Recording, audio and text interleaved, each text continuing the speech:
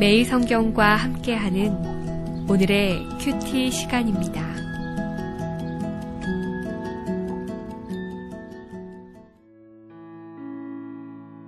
(5월 3일) 오늘의 말씀은 갈라디아서 2장 1절에서 10절까지의 말씀입니다.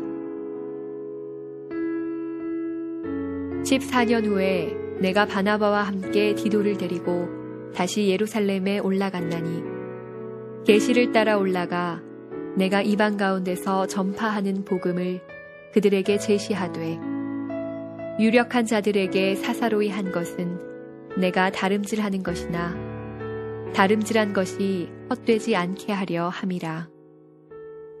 그러나 나와 함께 있는 헬라인 디도까지도 억지로 할례를 받게 하지 아니하였으니 이는 가만히 들어온 거짓 형제들 때문이라. 그들이 가만히 들어온 것은 그리스도 예수 안에서 우리가 가진 자유를 엿보고 우리를 종으로 삼고자 함이로되 그들에게 우리가 한시도 복종하지 아니하였으니 이는 복음의 진리가 항상 너희 가운데 있게 하려 함이라.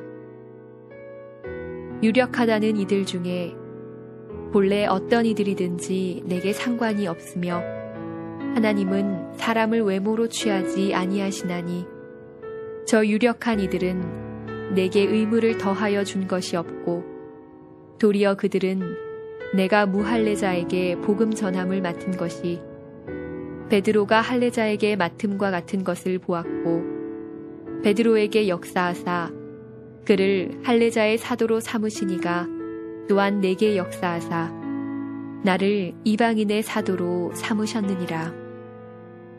또 기둥같이 여기는 야고보와 게바와 요한도 내게 주신 은혜를 알므로 나와 바나바에게 친교의 악수를 하였으니 우리는 이방인에게로 그들은 할례자에게로 가게 하려 함이라.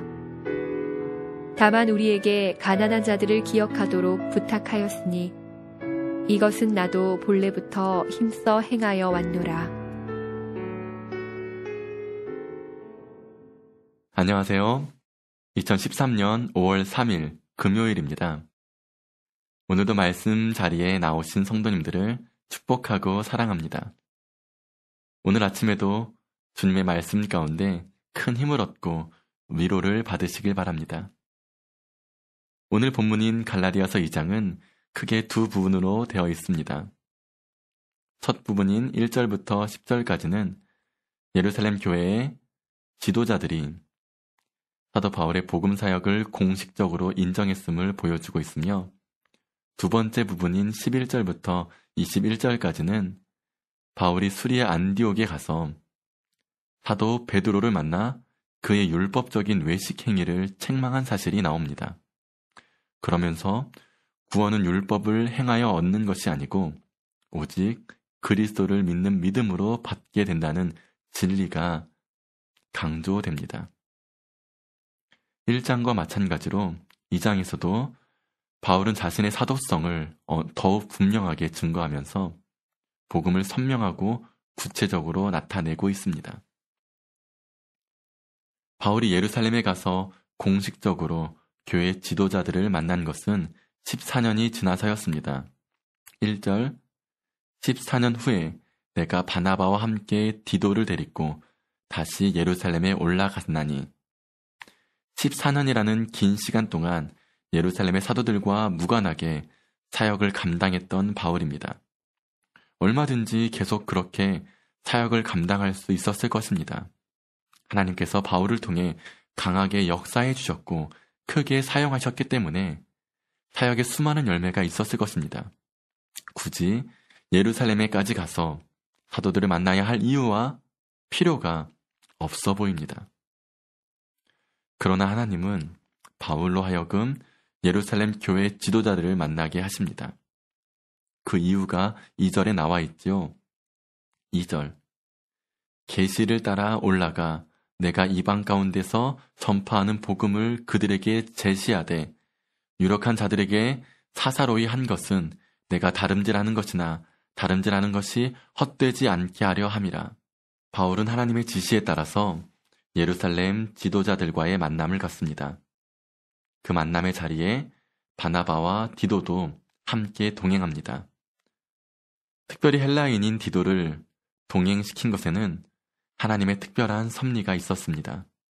이방인 개종자요, 무할례자인 디도를 동행시킴으로써 율법의 행함을 주장하는 유대 기독교인들도 이방인을 위한 하나님의 섭리를 깨닫고 인정하도록 한 것입니다. 바울은 이러한 하나님의 말씀에 순종했습니다. 하나님의 인도하심에 따라 순종하는 것은 지금 당장은 불편해 보이고 힘들어 보이지만 결국에는 그 순종이 우리들의 특권이 되며 축복이 됩니다.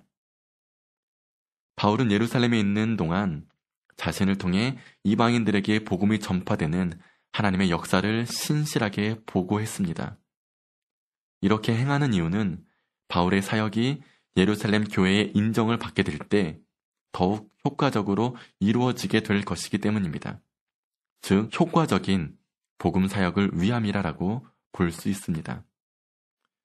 복음을 받아들이는 유대인들 중에 율법에 열심히 있는 무리들이 있었습니다.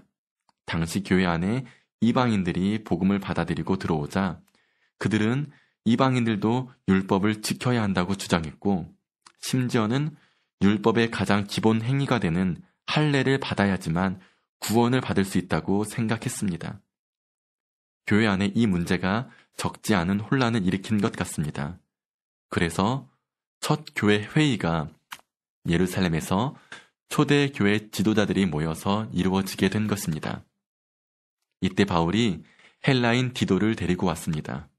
디도에게 억지로 할례를 받지 못하도록 했습니다.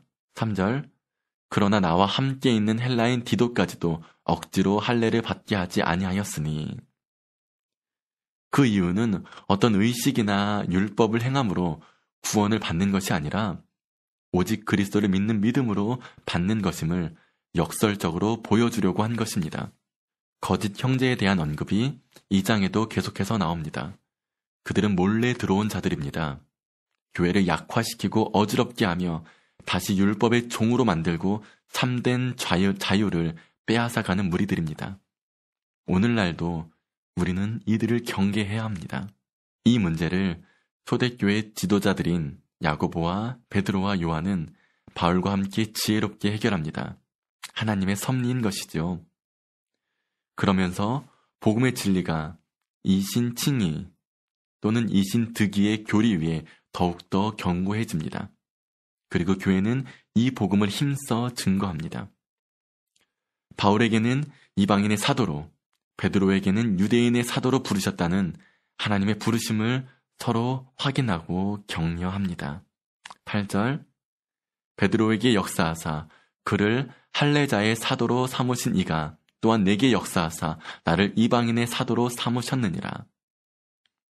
복음과 사명과 사역은 동일하지만 그 대상이 다르다는 것입니다.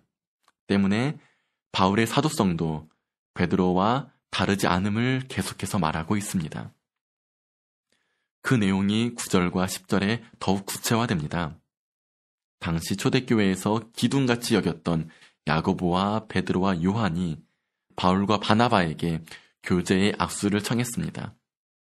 이것은 사도들이 바울의 사도직을 인정할 뿐만 아니라 그들과 같은 동역자임을 나타내는 것입니다.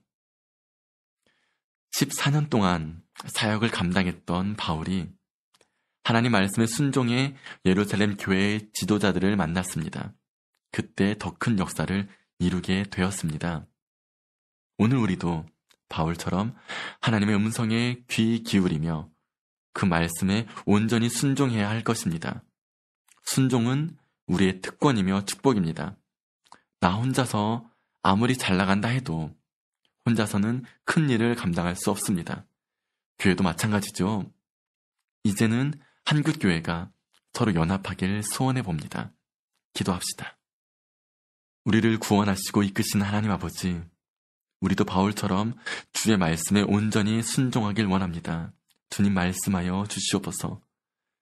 우리가 순종할 때에 하나님의 크신 역사를 바라볼 수 있게 하여 주시사 우리가 있는 그 자리에서 그리스도의 복음을 나타내며 그 복음의 향기 가득하게 하여 주시옵소서. 이제는 우리 한국교회가 서로 연합하게 하여 주시사 각 교회의 사명을 잘 감당할 수 있게 하여 주시옵소서. 우리를 사용하여 주시옵소서. 예수님의 이름으로 기도합니다. 아멘.